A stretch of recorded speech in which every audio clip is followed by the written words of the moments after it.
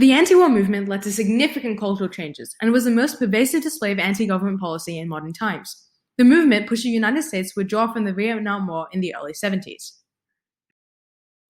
During the 60s, the main change which occurred as a result of this movement was a change in attitude, from one which glorified violence and war and viewed it as a symbol of superiority, to one which was against the destruction of life and the regimes which pushed young people into violent situations.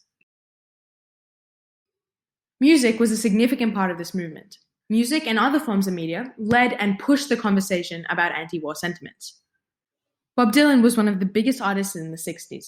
His song Masters of War depicts the views which young people held about the authorities who created war. Dylan utilizes a range of techniques, including biblical imagery, metaphor, vivid war and violence imagery, and repetition of the theme of vision and seeing to convey the dangers of the military industry complex. The use of these techniques were also used to convey the way that young people were minimized due to their age and manipulated by governments to promote pro-war ideologies.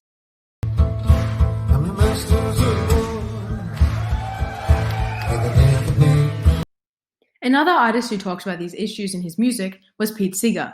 His song What Did You Learn in School Today talks about the miseducation of young children and the spread of propaganda in schools. In his song, Seeger utilizes repetition and rhetorical question to depict how children are conditioned from a young age to be pro-war. These are two examples of music which depict the attitudes developed in the 60s against war and violence. That soldiers seldom die. I learned that everybody's free. That's what the teachers.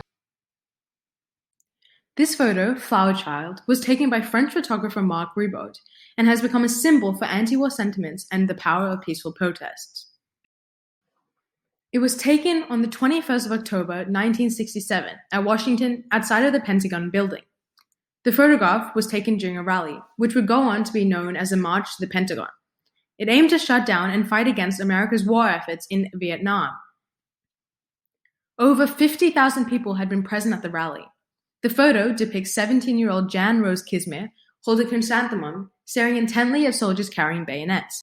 The image significantly helped to turn the public sentiment against the war in Vietnam. Pro-war and pro-peace attitudes are clearly depicted in this image. The image was described as a gauzy juxtaposition of armed force and flower child innocence by the Smithsonian Magazine. The photo also depicts the ways in which violence were employed to deal with peaceful issues in the 1960s. The heavily armed guards, in contrast with the innocent and peaceful girl, depict the redundancy of the violence which the soldiers seem so prepared to carry out. It is this lack of purpose that so many anti-war protesters tried to convey to the authorities during the 1960s.